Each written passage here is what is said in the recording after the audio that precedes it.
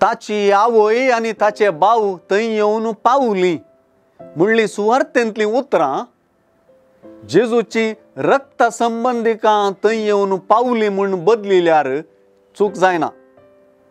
कित्याक आवय आनी भाव वा भयण रक्त संबंधिकां। हेर संबंध कितले बोळ आसल्यारय रक्त संबंध भोव प्रमुख पात्र खेळटात।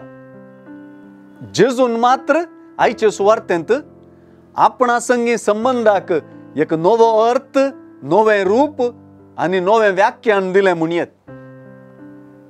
भायर रावल्ल्या आवय भावंडांक भायरच सोडन भितर आशिल्ल्या आपल्या आवय भावंडांक जेजून शिकोवन दिली आनी तो म्हणालो, हांगा आसात म्हजी आवय आनी म्हजे भाव।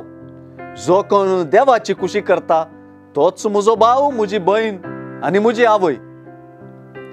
जेजून सांगले हे नवे संबंध रक्त संबंधान उदेल्ले संबंध न्हय। ते जेजूची शिकवण आयकुपाच्या आनी पाळपाच्या आनी हेर उतरांनी सांगचें तर देवाची कुशी करपा वरवीं उपजल्ले संबंध। ह्या संबंधांक चडीत महत्व दिवचे मुखांतर जेजू आनी सुवार्थेकार आमकां सुवार्थ आयकुप्यांक आनी वाचप्यांकी एका नव्या संबंधांत रुपीत करता।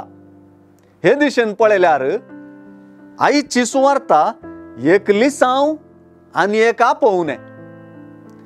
लिसांव नव्या संबंधांचे आनी आपोवणें जेजू संगी एका संबंधांत रिगचें।